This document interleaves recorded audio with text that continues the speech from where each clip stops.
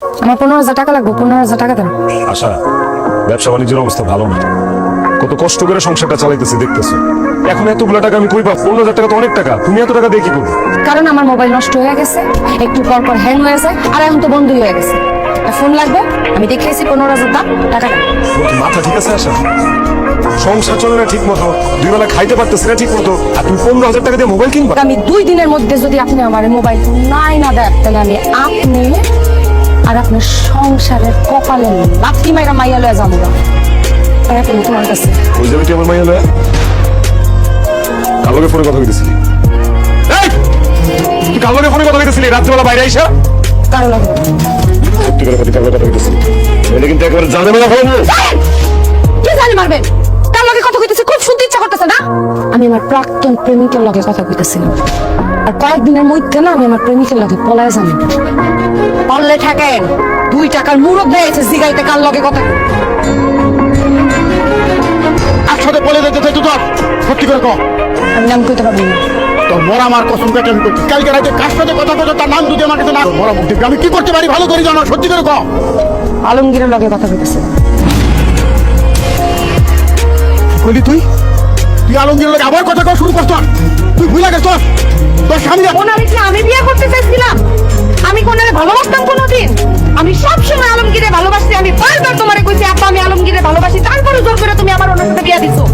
আমি অনেক চেষ্টা করছি সংসার করে যাওয়ার। কিসের সংসার? আমি চেষ্টা করছি সংসারের এই নাটকটা করে যাওয়ার, কিন্তু আমার দ্বারা আর নাটক হইতেছে না আব্বা। আমারে মুক্তি দাও, আমারে যাইতে দাও আলমগীরের কাছে। আমি আলমগীরে ভালোবাসি, আলমগীর আমারে ভালোবাসে। তুমি আলমগীরের ভালোবাসাটা দেখলে আশা? আমি যে তোমার ভালোবাসি, আমি যে তোমার স্বামী, আমার ভালোবাসাটা তুমি দেখলে না? কেউ নেই। আপনি আলমগীর মানুষ আপনার সাথে দেখা হয়েছে, আর আমি তো বলবো না আপনাকে খুঁজতেছি। আপনার কাছে আমি হাত জোর করে দিতেছি, আমার সাজানো সংসারটা আপনি ভাঙেন না। আমার বউ আমার কাছে আপনি কেন নিয়েন না ভাই? আমার একটা ছোট্ট মাইয়া আছে ভাই, অন্তত তার মুখের দিকে তাকে আপনি একটু রং করেন ভাই। আমার বউয়ের জীবন থেকে আপনি সরে যান ভাই, আমার একটু সুখে শান্তিতে সংসার করতে দেন ভাই। আমি আপনার পায়ে ধরি ভাই, ভাই আপনার পায়ে ধরি ভাই, আমার সংসারটা আপনি বাঁচান ভাই। আমার জীবন থেকে আপনি চলে যান ভাই, আমার আমার কাছে বেরোতেন ভাই, পায়ে ধরি ভাই।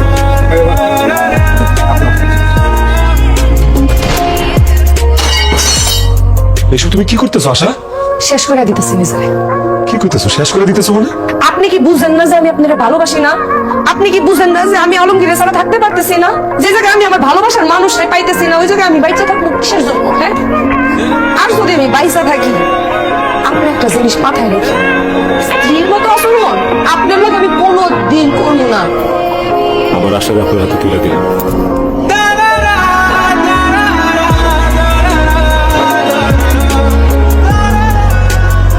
দোয়া করি আমরা দুজন ভালো থাকি, সুখে থাকি।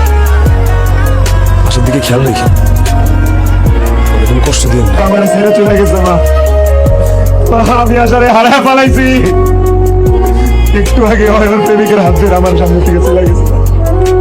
এখন আমার ভাই এটার কি হলো মা? আমি তোমার বাধা মানি নাই।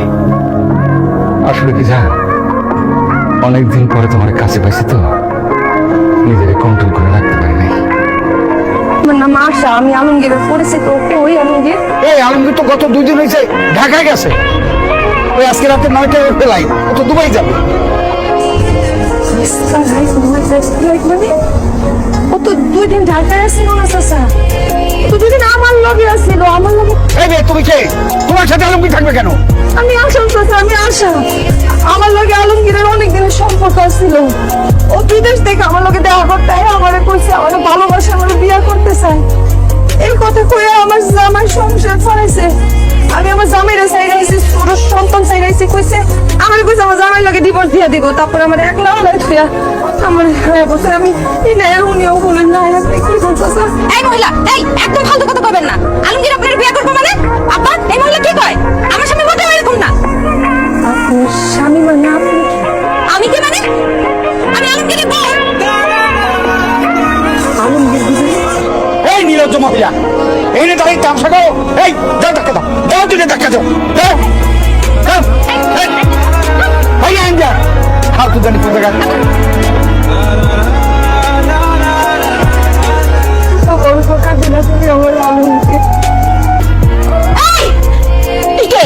আমার আপনার ধরি না। এই ঘরে কেন ঢুকছোস? আম্মা এটা তো আমার স্বামীর বাড়ি, এই জন্য আসছি। না, এটা তোমার স্বামীর বাড়ি না। যেদিন তুমি রাইতের অন্ধকারে তোমার প্রেমিকের হাত ধইরা এই নিষ্পাপ একটা শিশুর সাইডে তুমি চলে গেছো, সেদিন থেকে আমরা সবাই তোমার বউ পরিচয় মন থেকে বুঝতে পেরেছি। এখন তুমি এবারে কেউ না, যাও এবারে থেকে চলে যাও, বাইরে যাও। রাশেদ আলমগীর না আমার লোকে ধোঁকাবাজি করছে। সে আমারে ভালোবাসে না, সে আমার লোকে বেইমানি কইরা বিদেশ গেছে। আমি কসম খাইয়া কইতাছি, আমি আর ওই বেইমানের নাম জীবনে মুখে আনবো না। আমার একটা সুযোগ দেন রাশেদ, আমি আপনার লোকে সংসার করতে চাই। আমি আমি বুঝে গেছি আমার আলমগীর ভালোবাসেন, আপনি বাসেন, আমার মাফ করে দিয়ে একটা সুযোগ দেন রাশেদ, একটা। আমি তোমার এত করে কইছিলাম আমার ছেড়ে যাও না, আমার সংসারটা ফেলায় যাও না, তুমি আমার কথা শোনো না।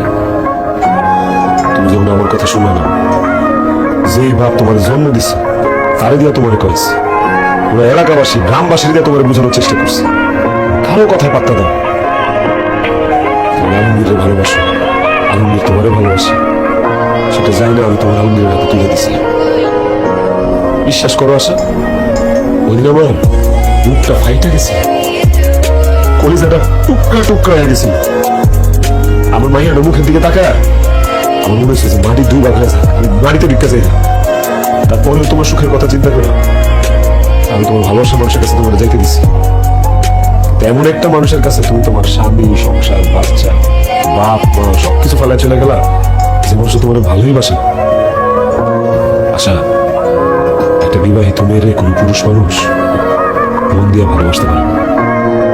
ভালোবাসা তার খায়স মেটানোর লেগে অথবা তার কোনো একটা স্বার্থ আছে, সেই স্বার্থ হাসিলের লেগে।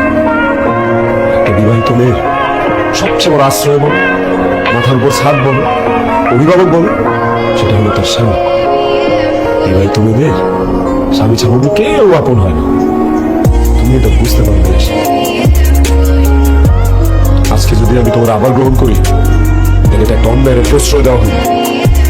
তোমার দেখা দেখি সমাজের আরো 10টা মহিলা এই একই অন্যায় করবে, একই ভুল করবে।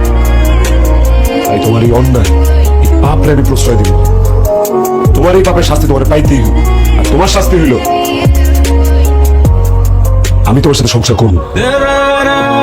তুমি আমার ডিভোর্স দিতে চাইছিলে না, আর আমি করতেছি, আমি তোমার ডিভোর্স দিব। বেড়ে যাও, বাইরে যাও। আমি জানবো না, আমি কই যাবো? আপনি এরকম কথা কইলেন না। আম্মু, আম্মু তুমি তো সবাইকে বুঝাই বলো যে তুমি মানুষ ছাড়া থাকতে পারবা না, বলো। না, আমি তোমার কাছে থাকতে পারবো, তুমি একটা খারাপ মহিলা।